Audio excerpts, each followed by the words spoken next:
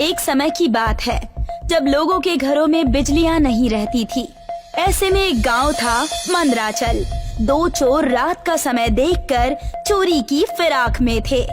इन दोनों ने पहले ही कई चोरियां कर रखी थी और अब दूसरी चोरियों में लगे थे। अरे रंगा, क्या हाथ लग गया है आज? जरा देखना तो। सब देख लिया है मैंने, आज बहुत माल हाथ लगा है, पर थोड़ा और होता तो। अब भी मन नहीं भरा इतना चुराने के बाद? क्यों, तुम्हारा मन भर गया क्या? मन तो मेरा भी नहीं भरा। न जाने कब से सोच रहा था कि तुम कहो तो कहीं और भी हाथ मारे। आओ चलो तब साफ कर दे कोई और घर। चलो कोई बड़ा बकरा पकड़ते हैं।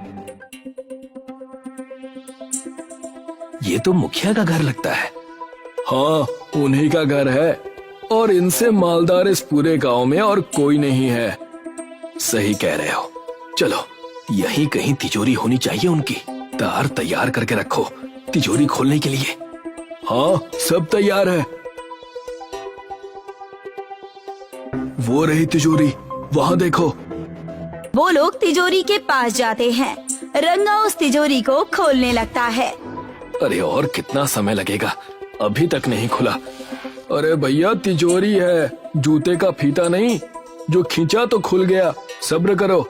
हाँ हाँ ठीक है ठीक है। तभी तिजोरी खुल जाती है और रंगा मुस्कुराकर दरवाजा खोलता है। वाह, मान गए गुरु। जरा देखो तो, जेवर पैसे सब पड़े हैं यहाँ। हाँ भर लो, सब भर लो। एक नोट छोड़ना बस, ताकि मुखिया के काम आ जाए।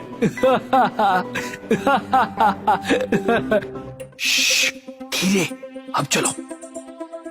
वो दोनों वहाँ से सारे पैसे भरकर निकल जाते हैं। अगली सुबह होती है और मुखिया उठकर तिजोरी वाले कमरे में जाते हैं तो देखते हैं कि तिजोरी खुली है।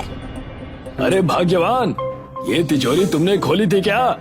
नहीं, मैंने कोई तिजोरी नहीं खोली है। आप ही बंद करना भूल गए होंगे। प्रधान रुक्मणी की बात सुनकर तुरंत तिजोरी देखने चला गया। हे प्रभु, ये क्या हुआ? सारा पैसा सोना सब गायब हो गया। प्रधान की आवाज सुनकर रुक्मणी उस कमरे में भागी चली गई। कहाँ गए सारे पैसे? हे भगवान, ये क्या बला आ गई? अब हम लोग क्या करेंगे रुक्मणी? मेरे पूरे जीवन की कमाई बस एक रात में गायब। अजी आप प्रधान हैं, आप ही कुछ करिए। पूरे गांव में इतने दिनों से चोरी हो रही है, लेकिन आपने अब तक इस समस्या का समाधान नहीं निकाला और अब देखिए हमारे ही घर में चोरी हो गई। मैं मानता हूँ कि समाधान ढूंढने में समय लग रहा है, पर कोशिश नहीं कर रहा क्या? मैं जा रहा हूँ पंचायत बुलाने। इसका कुछ तो करना ही होगा। जाइए और जल्दी से कुछ करिए, यहाँ पर खड़े मत रहिए। प्रधान वहाँ से निकल जाता है और कुछ घंटों बाद गांव की पंचायत एक पेड़ के नीचे लग जाती है। सभी लोग खड़े थे। कल रात मेरे घर में चोरी हुई है।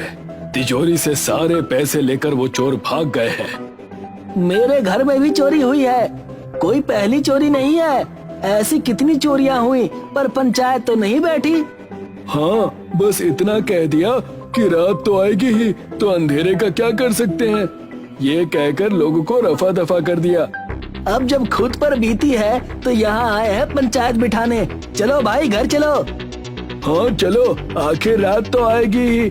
अब इन्हें भी पता चले कि चोरी हो जाती है तो कैसा लगता है। इन्हें लगा कि हम छोटे लोगों के पैसे हैं, लेकिन वो भी हमारे लिए उतने ही जरूरी हैं जितना इनके लिए इनकी तिजोरी के पैसे। जब रात का कुछ कर पाना तब पंचायत बुलाना। अब प्रधान को उनकी ही बातें याद दिलाकर लच्छू और गांव वाले वहां से निकल पड़े। जब खुद पर बीती तो उन्हें समझ में आया और फिर उन्हें बहुत शर्म आई, जिस कारण उनका मुंह लटका हुआ था। प्रधान वहां से निकलकर अपने खेतों की ओर बढ़ गए। मेरी ही गलती है, लोग सही कह रहे हैं। प्रधान तो बन गया, लेकिन गांव के लोगों की दिक्कतों को समझ नहीं पाया और टालता रहा। पर अब पछतावे क्या होत है जब चिड़िया चुग गई खेत। पर अब समाधान करूं भी तो कैसे करूं? तभी प्रधान को खेत के एक बिल में कुछ चमकता दिखाई दिया। ये इस गड्ढे में क्या चमक रहा है?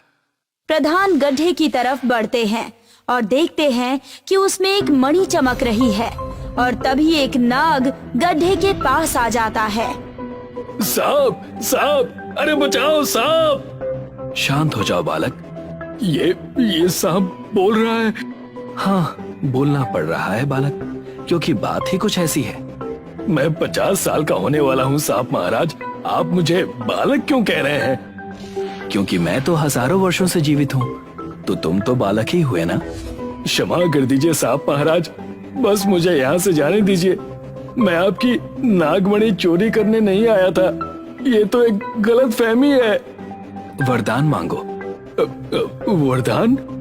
हाँ, मैं दंड देने नहीं आया हूँ। नागमणि एक मनुष्य की नजर में नहीं आनी चाहिए, इसी कारण तुम कोई वरदान मांगो। ये गलती मेरी ही थी जो मैंने तुम्हें इसे देखने दिया। वरदान पाते ही तुम मणि के बारे में भूल जाओगे और तुम्हें सिर्फ वो वरदान और मैं ध्यान में रहूंगा। वरदान? प्रभु, ये तो बड़ा ही हंसी वाला प्रसंग है। यदि ये कुछ दिन पहले हुआ होता तो मैं आपसे हीरे जवाहरात मांगता, लेकिन अब जब मुझे अपने प्रधान होने की जिम्मेदारी का एहसास हो गया है तो मुझे बस आपसे ये मांगना है कि आप रात में रोशनी कर दें और गांव की चोरियां बंद कर दें। ये वरदान मैं तुम्हें नहीं दे सकता, रचयिता ही दे सकते हैं। कुछ और मांगो। नहीं प्रभु, यही वरदान देना है तो दीजिए। मुझे केवल मेरे गांव की समस्याओं का हल चाहिए। ये ठीक है, लेकिन प्रकृति के खिलाफ कोई वरदान देना मेरे बस में नहीं है। लेकिन मैं तुम्हें ये बीज देता हूँ, इन्हें तुम इस खेत में बोना।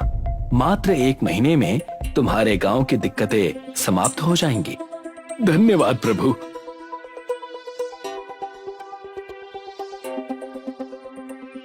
प्रधान बड़ी ही खुशी से गांव लौटकर फिर एक पंचायत बुलाते हैं।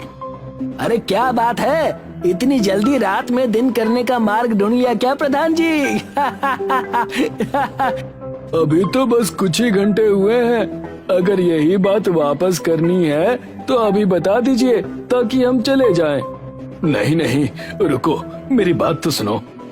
कहिए। मैंने मार्ग ढूंढ लिया है। प्रधान उन सबको सारी बातें बताते हैं। पर उन बीजों को छिड़कने से हमारी रात की समस्या कैसे हल होगी? ये तो हमें कल खेत में जाकर ही पता चलेगा। मैं आग्रह करता हूँ कि कल कृपया मेरे खेत में जरूर आइएगा। सच कहूँ तो मुझे आपकी बात पर भरोसा नहीं हुआ, पर फिर भी कल आकर देखते हैं प्रधान जी, आखिर आपकी बात सच है या नहीं। अगले दिन दोपहर में हर कोई अपना काम निपटाकर प्रधान के खेत में पहुंच जाता है और देखता है कि वहां पर बड़े बड़े आकार के कद्दू उगे हुए हैं, जिनमें 2 आँखें और एक मुंह भी बना हुआ है। ये है हमारी समस्या का हल प्रधान जी। हाँ, यही है।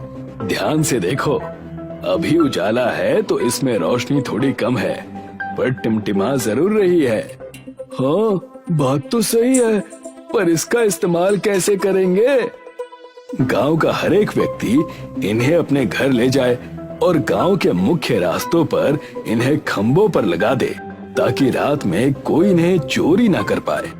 आप पर शक करने के लिए हमें क्षमा कीजिएगा प्रधान जी, आपका लाख लाख शुक्रिया। शुक्रिया की कोई बात नहीं। जब मेरे घर पर चोरी हुई तब मुझे समझ आया कि ये समस्या कितनी गंभीर है। धन्यवाद, अब हम इन्हें अपने घरों में लगा देते हैं। हर कोई वहाँ से कद्दू लेकर जाने लगा और कुछ दिन बीत गए। पूरा गांव अब रात के समय जगमगा रहा था। आज फिर चांदनी रात थी और मंदराचल अपने नए कद्दुओं से टिमटिमा रहा था। तभी 2 नकाबपोश गांव में प्रवेश करते हैं। अरे ये क्या, पूरा गांव ऐसे जगमगा रहा है मानो कि जैसे दिन का समय हो। पर अब हम चोरियां करेंगे कैसे? ये तो बहुत बड़ी मुश्किल हो गई है। हाँ, मुश्किल तो है, पर कोई बात नहीं, सिर्फ उजाला ही तो है, पर लोग तो सो रहे हैं ना। सही कहा भैया। आओ चलो, अब हाथ साफ कर दे क्या? हाँ चलो। दोनों आकर फिर प्रधान के घर में रुकते हैं। लगता है इस प्रधान के पास बहुत पैसा है, तभी तो पूरे गांव में उजाला देने वाले इन कद्दुओं को लगवा दिया इसने। हाँ, आओ देखते हैं। दोनों लोग चालाकी से बिना आवाज किए दरवाजा खोलने जाते हैं कि तभी अचानक कद्दू उन दोनों को पकड़ लेते हैं। छोड़ो मुझे, छोड़ो। दोनों की चीखें सुनकर लच्छू, मलखान, प्रधान और रुक्मणी कुछ ही पल में वहां चले आते हैं। चोर चोर चोर! हाय दैया, देखो कैसे भरे उजाले में चोरी करने चले आए हैं ये लोग। हाँ, अच्छा हुआ कि नाग देवता की कृपा से कद्दुओं ने हमें बचा लिया। मालिक, माफ कर दो मालिक, अब ऐसा नहीं करेंगे। आपकी पाई पाई चुका देंगे, बस इन कद्दुओं से छुटकारा दिलाइए। हाँ, हरदम कद्दुओं को खाया, पर आज लग रहा है कि ये कद्दू हमें ही खा जाएंगे। अच्छा है, खा जाए तुम्हें। भागे थे ना तुम, तुम्हारे साथ तो यही होना चाहिए। दोनों चोर अपनी लालच के चलते पकड़े गए और कद्दुओं की लालटेन की वजह से अब पूरा गांव सुरक्षित हो गया।